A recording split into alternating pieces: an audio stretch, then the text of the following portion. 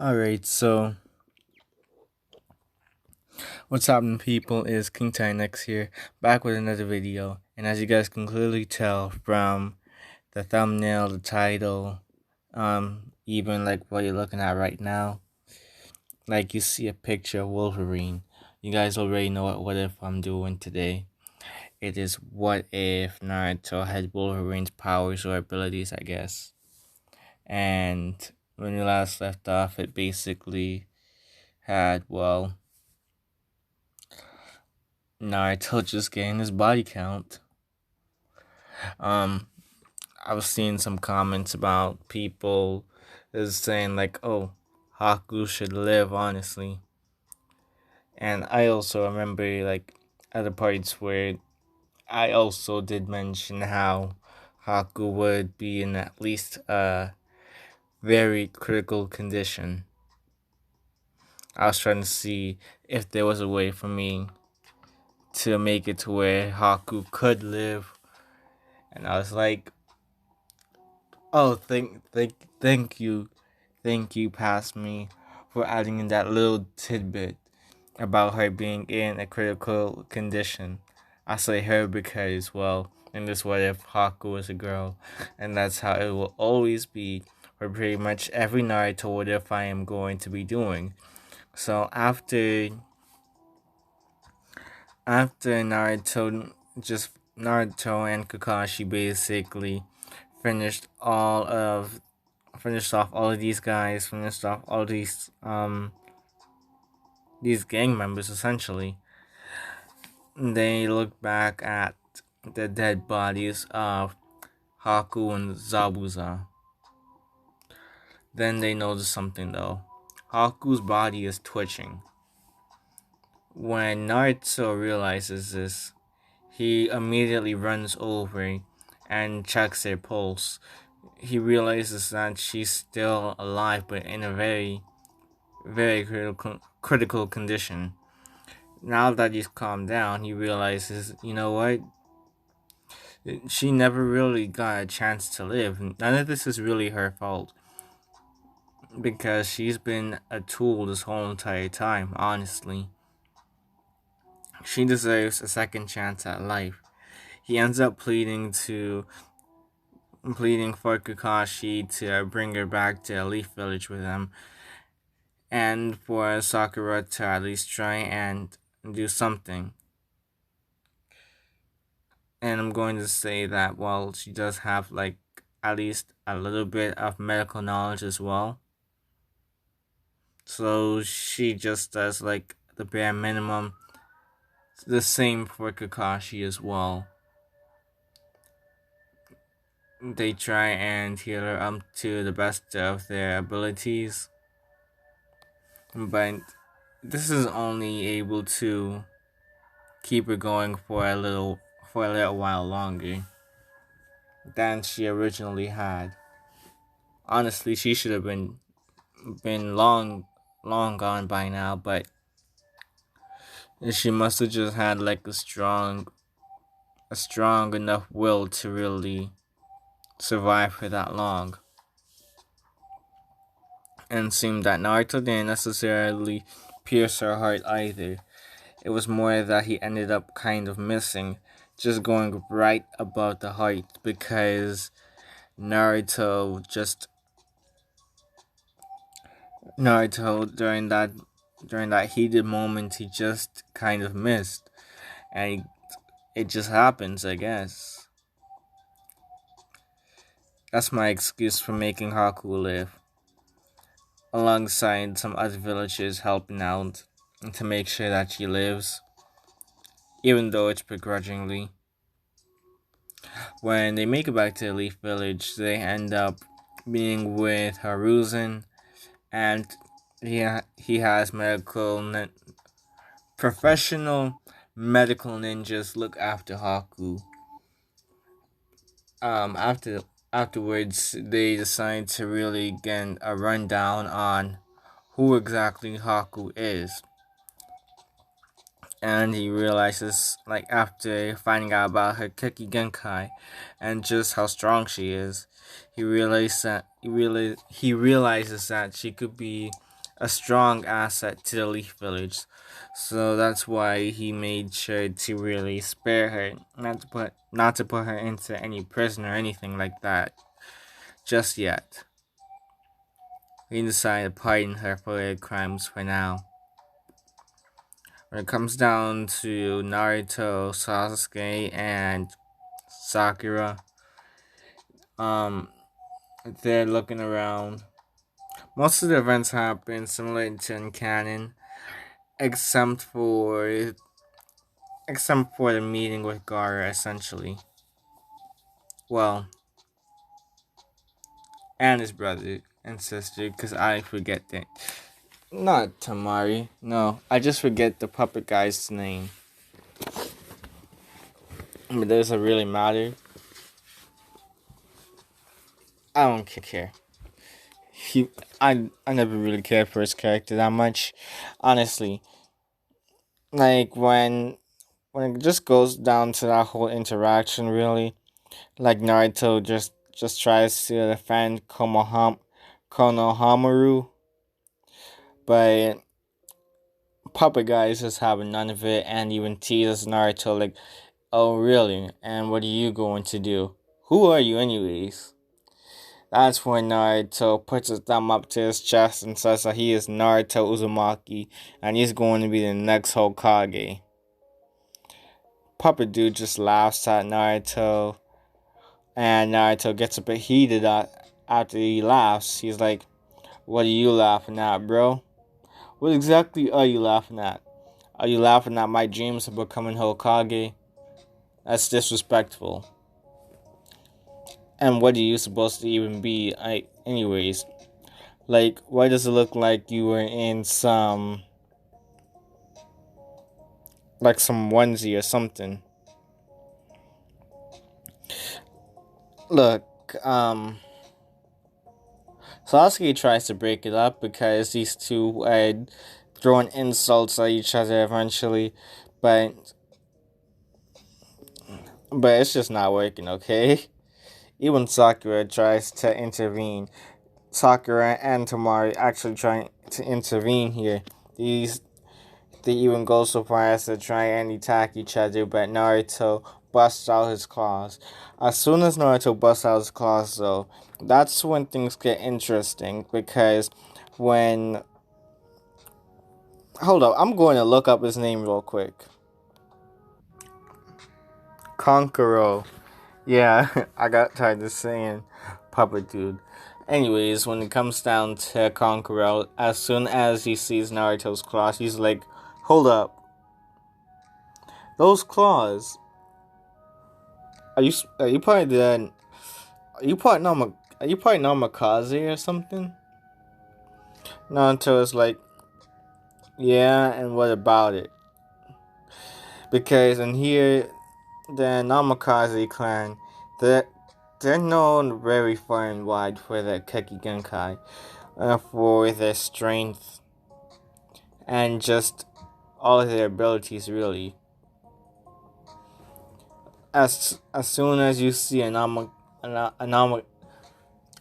can't speak today. As soon as you see a Namikaze bust out their claws, you know that stuff is about to go down, really.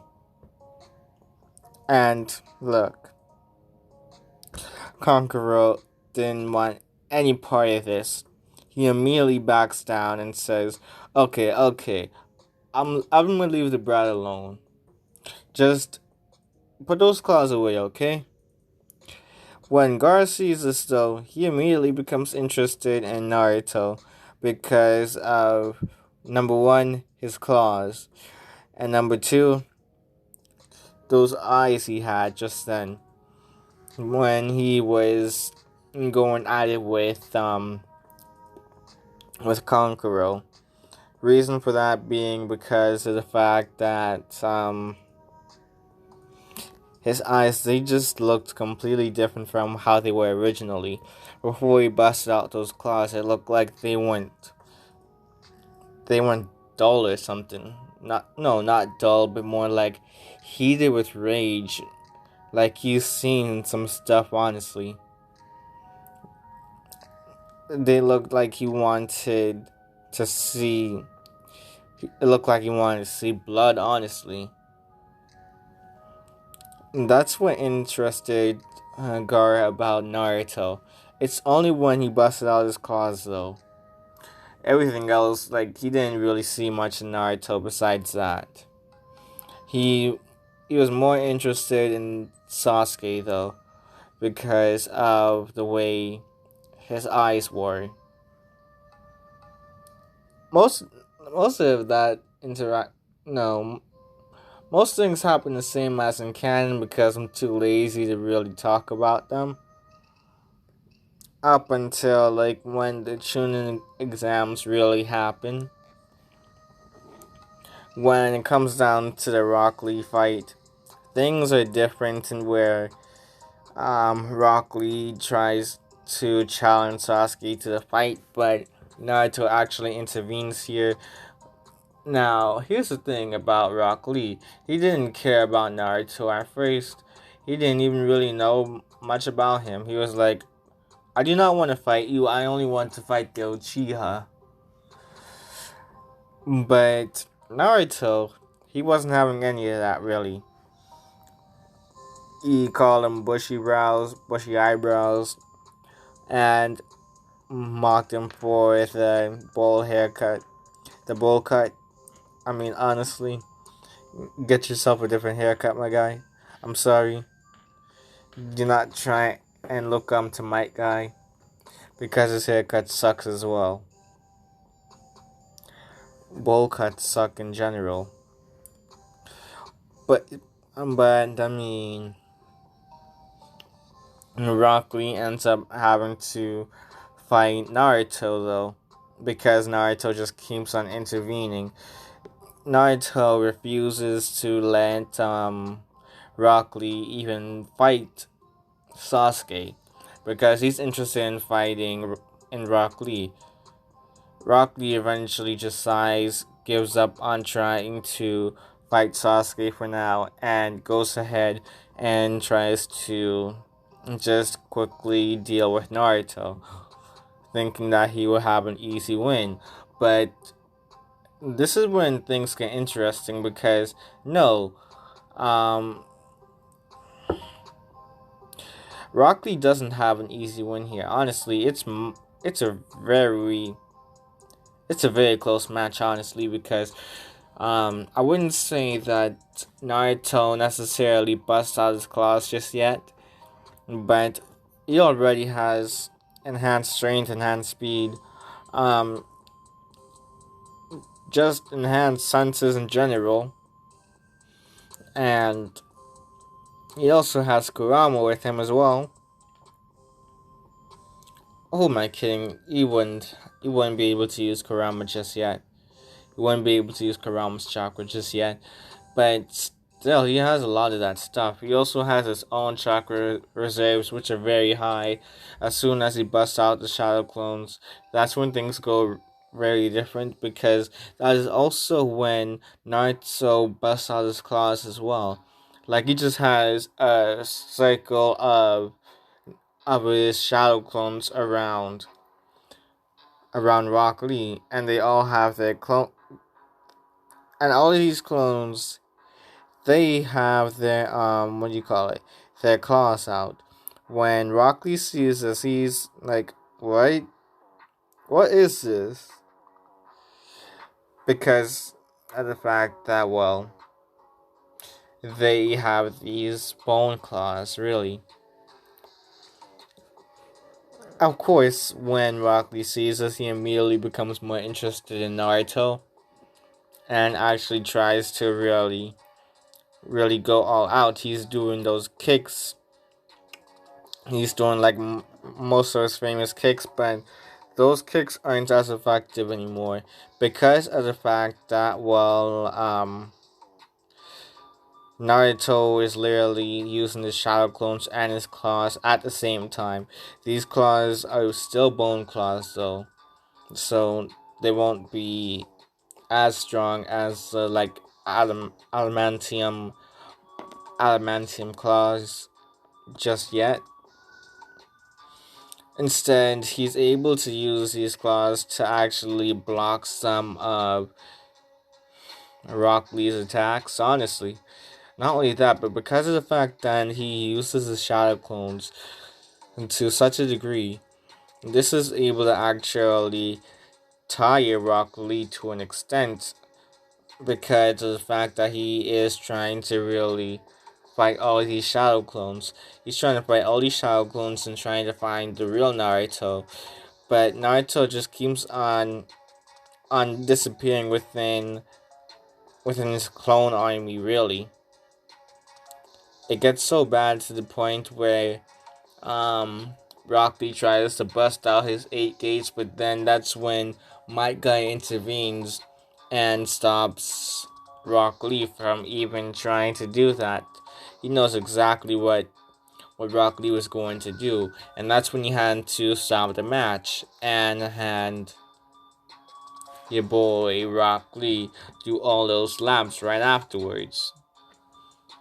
Of course, when it comes down to the written test, Naruto is still a dunce here,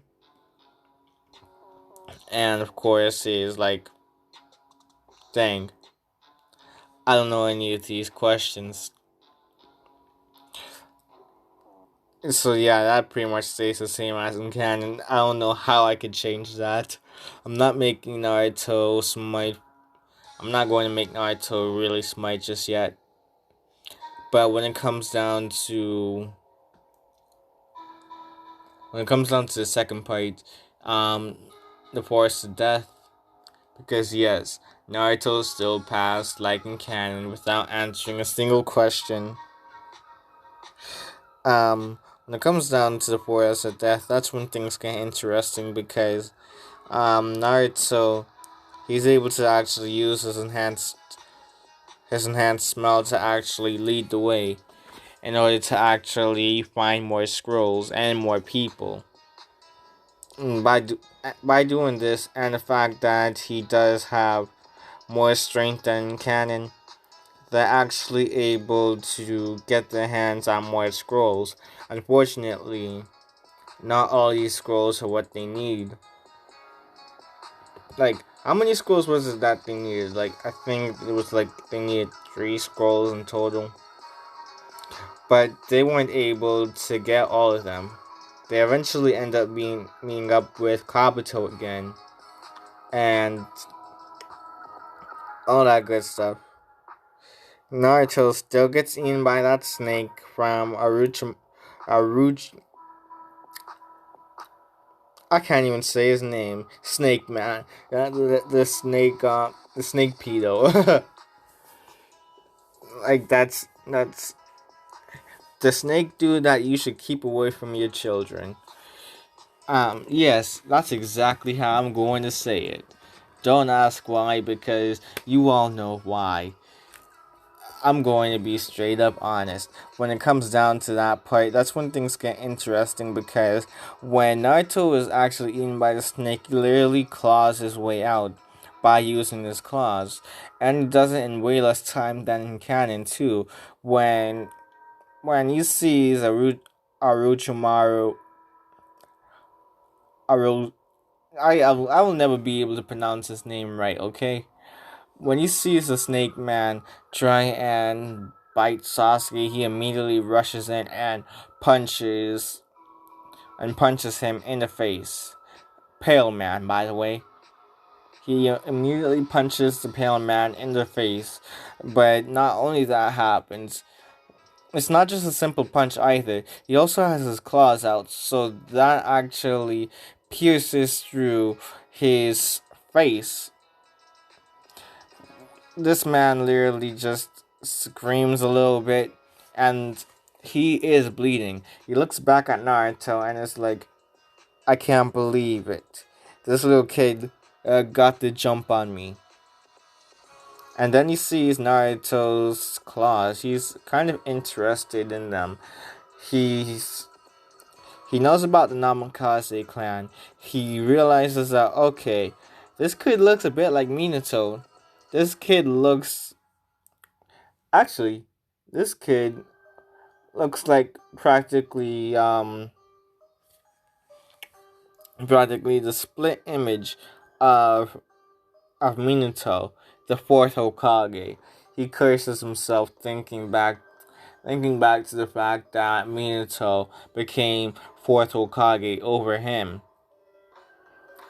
And yeah, that's pretty much how it is really.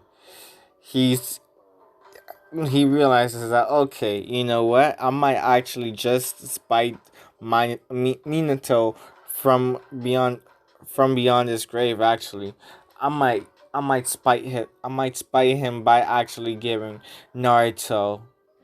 No, he doesn't know Naruto's name. Actually, he's at least I don't think so. Forget it. I'm gonna just say he knows it. He realizes that, you know what? You know what I'm going to do? He actually laughs to himself a little bit. And it's like, you know what, kid? You made me mad. So you know what I'm going to do? I'm going to give you a curse mark. And he literally just swoops in and bites Naruto's neck, giving him a curse mark. Unfortunately, it doesn't really work for Naruto. When he does the same for Sasuke, yes, it still works like in canon. I think it's been mentioned before that even if Orochimaru were to actually have given Naruto a curse mark, like Kurama would just eat it up or something, like it wouldn't really work. So that's what I'm going to say here. Even when it comes down to just fighting in general, that's how it really is. Naruto doesn't stand much of a chance against Orochimaru. Yes, I can finally see his name. But he does put in a good deal of effort in order to really try to defend himself against this madman. I'm going to say, though, that they are still able to end up getting the scrolls, especially with Naruto's enhanced smell.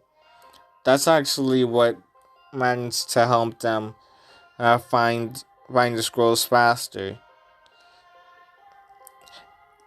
They were actually even able to get get all the, they were able to get all of the scrolls right after their their encounter with Orochimaru. That's how it ends. But that whole again jutsu thing, yeah, that happens pretty much the same as in canon too. I don't feel like changing it. Um, Now here comes the most important part, the part that I really want to focus on. Why? You guys already know why. Because of the fact that it was awesome, and probably the most influential part yet. The the fights. The what do you call it again? Hold on. The preliminaries. I had to take a minute to actually really think about it because I had a brain fight. But yeah, that's how it really goes. The preliminaries, that's when things get interesting, at least on Naruto's side, because of the fact that he is fighting Kiba, somebody that also has an enhanced sense of smell. Something that the Inuzuka clan actually prides himself upon, alongside the fact that they are able to work well with animals. Like, I mean, he always fights with his dog. I mean, come on, that's mad respect. When your dog can fight with you, I give props to him for that. Even his design was pretty cool back then. But yeah, I'm getting out of track. But yeah, when it comes down to this fight, this is when things get interesting because Kiba is trying to show that he is superior to Naruto, especially with the fact that Naruto just seems to also have an enhanced sense of smell. He knows about the Namikaze clan. He knows about the fact that Naruto can bust out his claws at any moment. This is something that is very interesting to Kiba. Another thing that's interesting I'm going to input is the Namikaze clan and the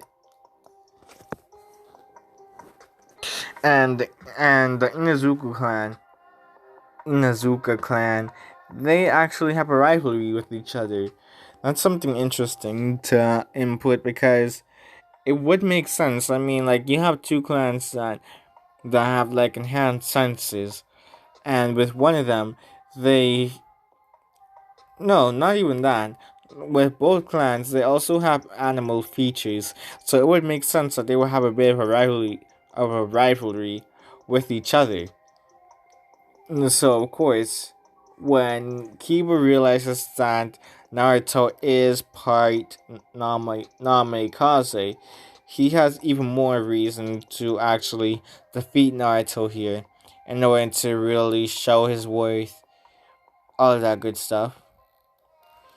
Unfortunately, this is a Naruto what if, where Naruto has more power than canon, so of course things wouldn't go the same. Things things would not go Kiba's way at all.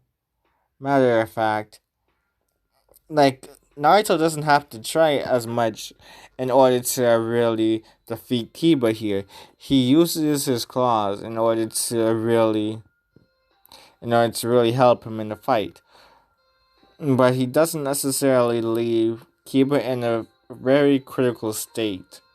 What ends up happening instead is that Naruto actually goes ahead and tries to fight Kiba. Of course,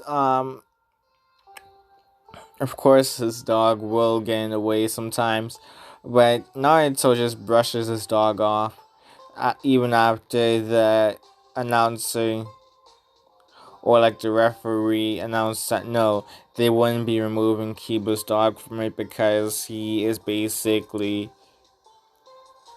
one with Kiba, so it's like 2-on-1 for Naruto, but nobody else sees it that way. They find it to be fair. And so, of course, Naruto is a bit aggravated. When they go at each other, of course, the dog will get in the way. Kiba actually tries to use his enhanced senses against Naruto, but Naruto also has these enhanced senses, and on top of that, he has more abilities. He uses his shadow clones to really get the edge on Kiba. Kiba tries to use his animal instinct form. I don't remember what it's called, but basically, when you have that animal aura, and he starts to really form longer claws, essentially, or like nails, really. And his eyesight becomes better as well. I think his speed, his reaction speed, also increases here. But Naruto's kind of getting more and more aggravated because of the fact that he is not able to really hit Kiba when he's in this form, when he's in this state. Well, he is, but just not as often. This is when Naruto really starts to use his claws. When he busts out his claws like this, he is very, very aggravated. He's not taking it anymore. He's not doing this for fun. He's not doing this for anybody but himself and his dream. He refuses to let Kiba get in the way of his dream, and that's why he ends up actually using his claws to really harm Kiba. He actually pierces into Kiba's arm. Kiba actually grits in pain and holds his bleeding arm. He looks at it and then looks at Naruto. He tries to fight Naruto again, but Naruto uses this delay in order to actually get the head up on him. He actually kicks Kiba in the face and then does a roundhouse kick and Kiba as well. He actually grabs Kiba's head and flings Kiba to the other side. He he has his claws out and he looks like he's about to just straight up end this man. He's running at Kiba at full speed. Kiba is a bit worried here and tries to fight, but he's paralyzed. Like he realizes that, oh my goodness, Naruto just has this killer intent out. He just has this killer intent, and everybody in the audience can feel it. They're worried for Kiba, and this is when Kiba actually surrenders because of the fact that he does not want to be killed. Naruto actually stops and is like, "Are you serious? And you wanted to become a ninja?" He actually spits on the ground here when Kiba actually surrenders to Naruto. Kiba is looking at Naruto in complete fear. He doesn't know what Naruto would do. He doesn't know what Naruto would have done to him if he didn't surrender. He's just relieved to be alive, honestly. But Naruto doesn't see it that way. He sees that Kiba is a coward, something even worse than than anything he's encountered before. So, in Naruto's mind, he has absolutely no respect for Kiba anymore. And he just walks off the stage, really. He goes back to like the higher grounds, essentially. Or like, he goes back to the audience while Kiba just walks away in shame, really. He realizes what he did back there and he just shamed his whole clan by surrendering to Anamikaze. This makes this actually makes him vow to become stronger as well. So yeah, you know what's going to happen, boys? Kiba about to get a little bit of a buff, and not just like a dog buff either, where he fuses with his dog for whatever reason, and just makes like some sort of two-headed or three-headed dog. No, probably more like Watchdog from One Punch Man. And when it comes down to Haku, um, Naruto actually, of course, checks up on her from time to time, and when she realizes how bad Naruto messed her up, but still somehow worried about her and try to actually get as much medical attention for her as possible. Um, she is actually touched by this, really, and becomes interested in Naruto afterwards.